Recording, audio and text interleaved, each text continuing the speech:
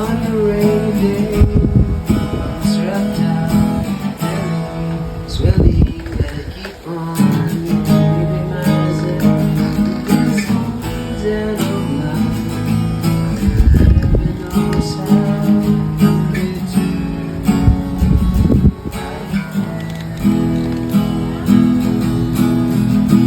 cause these angels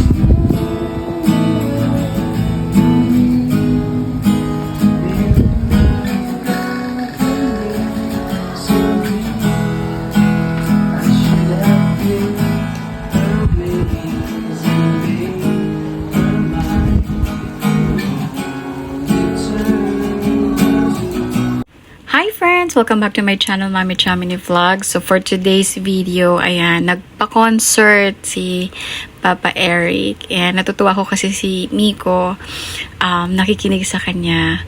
Pero syempre, ang mga babies, hindi naman sila nagfo-focus sa isang bagay lang.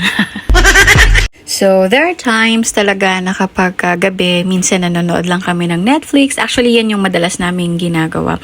Kapag nagpapatulog na kami or nagpapatulog ako kay Miko, nanonood ako ng Netflix kasi parang hindi ko na masyadong bet manood ng mga Tagalog series natin after ng mga balita. At actually, ayoko na rin manood ng balita sa totoo lang kasi nakaka-stress.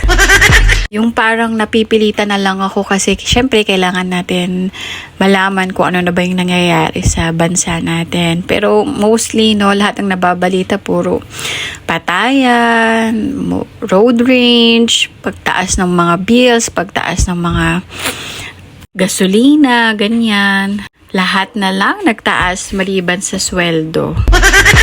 Minsan naman, nanonood kami ng basketball, lumalabas kami, pumupunta kami sa chapel kasi nanonood ako ng laro ni Eric or gusto ko rin minsan manood ng laro ng kapatid ko si Charles. And then, minsan naman, tumatambay lang kami sa kwarto hanggang makatulog na si Miko at syempre nagpapaantok na rin pa cellphone na lang. And this one, minsan, ito, ginagawa namin yung pakanta-kanta na lang muna. Kasi minsan nakakamiss to, no? Actually, nung nakilala ko yung aking husband, mahilig talaga siya sa pagtugtog. Actually, sabi nga niya, dalawa lang yung wish niya noon nung mga bandang 20 years old siya. Gusto niya magka-girlfriend. Charis! At tapos, gusto niya magkaroon ng banda. Noong mga panahon na ito, siya po ay Catholic pa and tinapos niya talaga yung simbang gabi para matupad isa doon sa mga yun, yung mga pangarap niya. Eh ako yung natupad. Yeah! Wow! Ay, naku, ang harot. Di, 2006 hanggang ngayon kami naging magkakilala. Pero syempre, yung natupad na kami ay magsama na sa isang bahay ay year 2011 and the rest is history na lang. Char! O siya, thank you very much for watching with me and let's listen na lang sa mga iba pang kakantahin niya.